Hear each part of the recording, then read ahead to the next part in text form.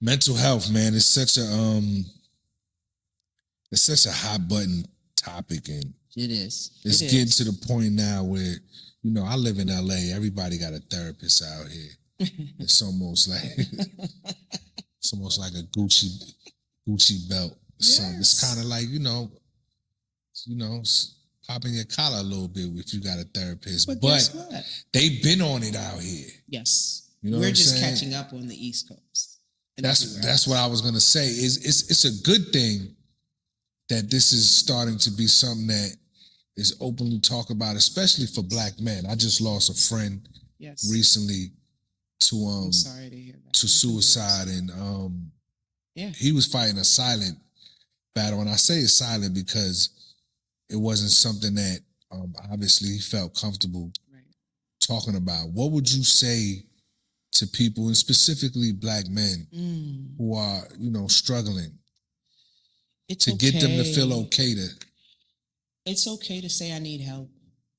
A lot of Black men suffer in silence, right? And if you can't find a therapist, do your best to find a friend.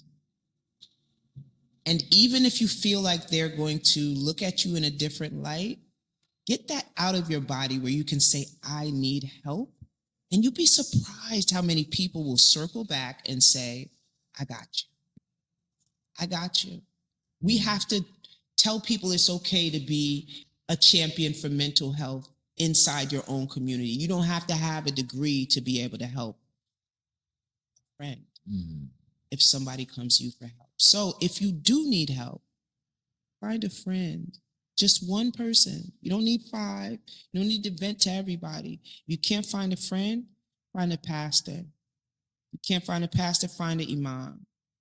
Someone that you can say, I need help. And it does not make you weak to say that. In fact, you are twice as strong to be able to say, I need help, than if you were to hold it inside. Yeah. That's great advice. That's great advice, man. That's coming from Dr. Priscilla Echi, y'all. Seek help. Seek help.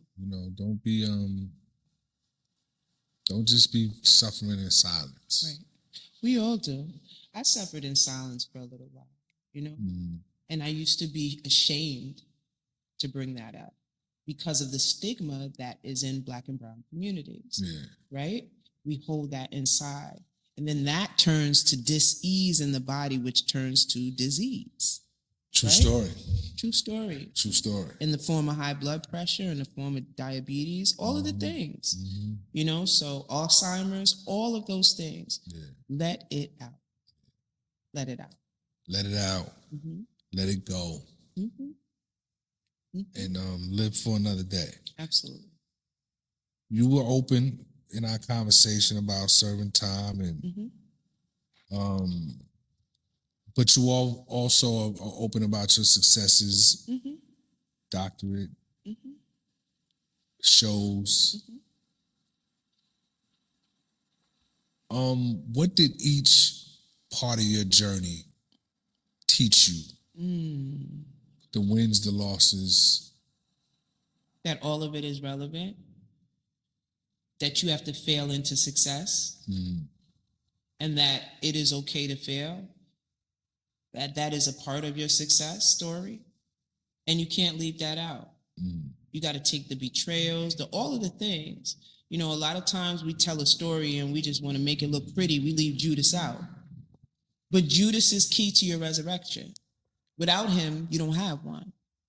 And so tell the story so that you can inspire the next person and tell the truth about it. Tell about the hard stuff too.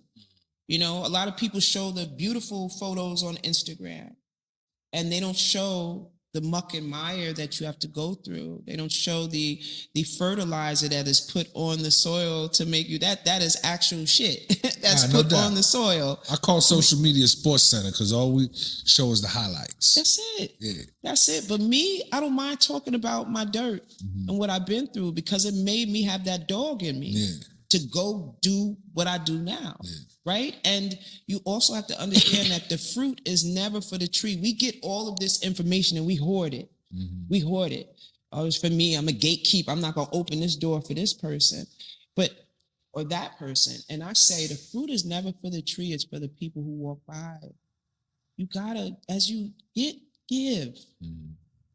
That's what you really have. That's what life is about. Mm-hmm. Giving the fruit away. And don't be afraid to, like you said, expose your dirt. That's where the seeds are planted. I think that's what made great artistry come from your friend and mine. Yes. That they weren't afraid to, expose the dirty parts of their lives, and Absolutely. It made people resonate with them so deeply. And I don't understand why more artists don't, you know what I mean? You don't have to be like X, you don't have to be like Pac, you don't have to copy them, mm-hmm. but you could take a page out of the authenticity of them. Slippin' was one of my favorite songs. That's my favorite DMX song. I'm telling you. Me personally. Like, because that is like, that's him saying, I need help. Right there. That's him saying, I need help. And we can't be afraid. And I want to look in the camera when I say this. You cannot be afraid to say, I need help. Period. Say it. Because he was saying he needed help in that song. He was. He was saying it. And so I love the fact that a lot of the, Nipsey says something about when you're getting closest to your dreams and it gets more challenging. That's what it's supposed to feel like, right? But you're also supposed to talk about that, expose that, and so that the next person doesn't feel like they have to hide their wounds or their scars. They can know that I got cut in these places and I still can make it. I still can do something with myself. Mm. That's my most, if I leave anybody with anything, it's that.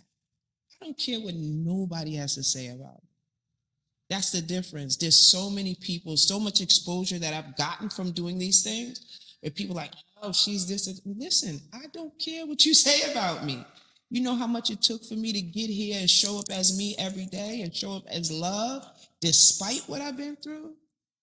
You better be happy I smoked That's a little true bit freedom of right there, is when you are able to not care. I don't care. I don't care. About the chit chatter. I collaborate.